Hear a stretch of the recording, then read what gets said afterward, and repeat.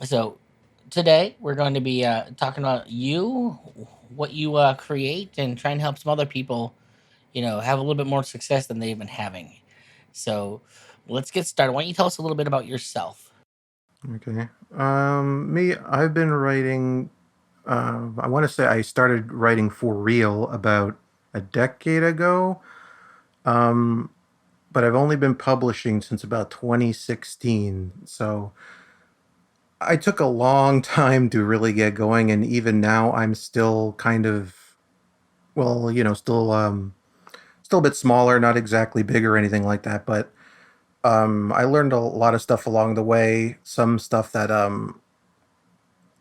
I didn't really foresee happening, especially to the market or to the scene or anything like that. It's been a strange ride along the way.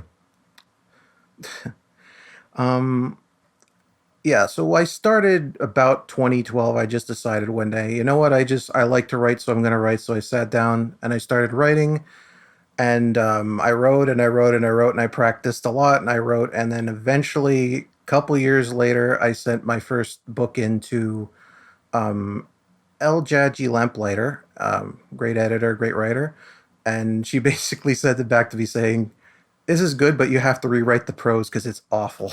It's terrible."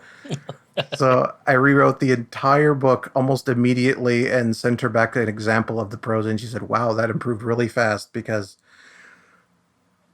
it takes a long time to really get into this whole." It's like a craft writing, so you have to really dig into it. So it took me a long time to get the hang of it, and when I finally got ready, um, well, I put out my first book in 2016. Not a whole lot of fanfare at the time or anything like that, but I eventually found my way into a group called the Pulp Revolution, or the PulpRev as it was known on Twitter, with a bunch of people who were looking into the way fiction used to be a long time ago, back in the magazine days. And what we ended up doing was we were discovering a whole lot of sorts of stories that were out of print, that were suppressed, for lack of a better term, and so forth. And we started taking inspiration from that and started making a lot of noise. And ever since then, a lot of the stuff I've been making has been more in the vein of that old classic pulp stuff that really, really spoke to me back then. And I think it's really spread a lot too. I see a lot more people talking about like pulp's influence, pulp style stuff now than I did back then. So like things have really changed.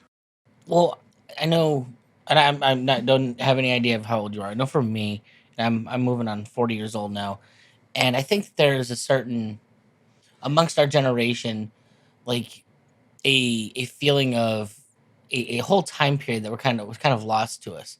Like I know of the Tales from the Crypt from the TV show in like the late 80s, early 90s. And I love the show. I have the whole I have the DVD collection behind me, which is amusingly enough, I managed to buy secondhand off of a person in the clergy, which always fascinated me. But there's this, it was a long time after that I ever realized it was based off of an EC Comics publication.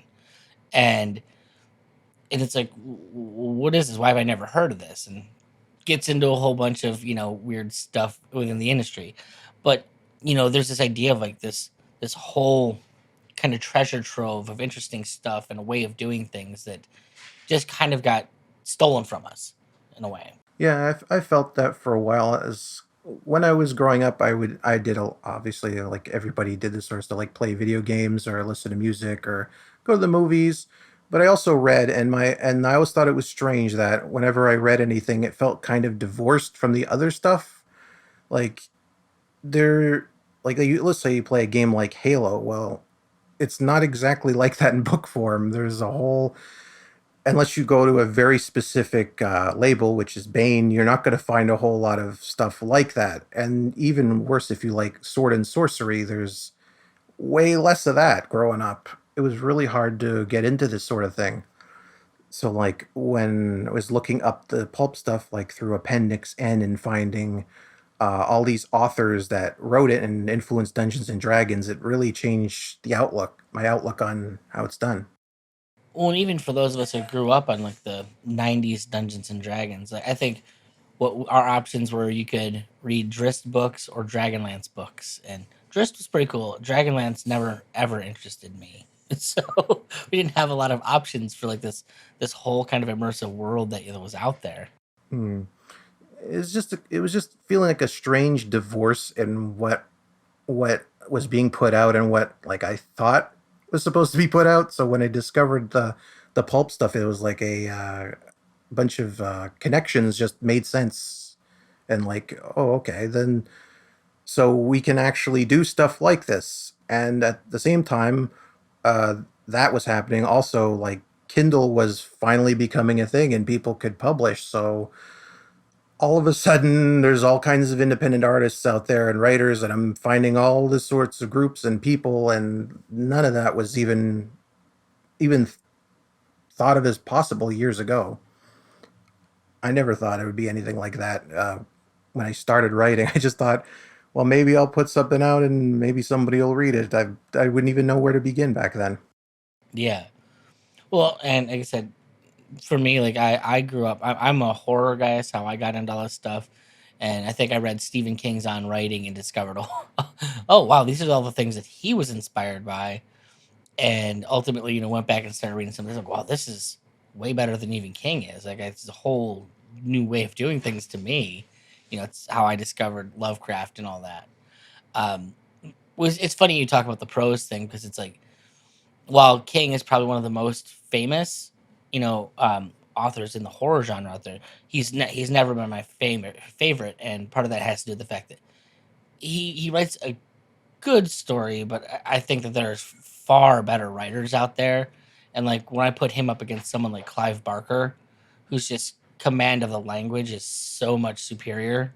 It's like it's it's weird to me that like he's the name and Clive's kind of like just like a obscurity. But then again, he's also a lot darker than I think King ever got. So Yeah, it's a weird thing too, because like in, let's say, the 80s, for instance, there were horror was huge in movies. And even now, you go back, I still go back and find movies I didn't know about back then, and it's wow, this is quite out there. But I also like read a lot of the fiction being put out back then, and I got to the point where it's like this feels like a third of it is filler and should be cut out.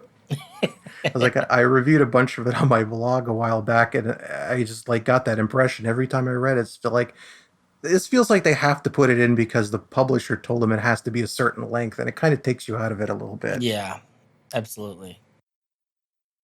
And again, nowadays, of course, you don't have to worry about that. You can make a story as long as you want it to be. Well, I mean, because there's none of the gatekeepers. It's the whole system changes. Nobody's saying, look, if we don't have 150 pages, you're not going to have it out there. You say, well, I want to make it 80. Maybe I'll tack on 20 pages of a side quest or something like that. You can do whatever you want.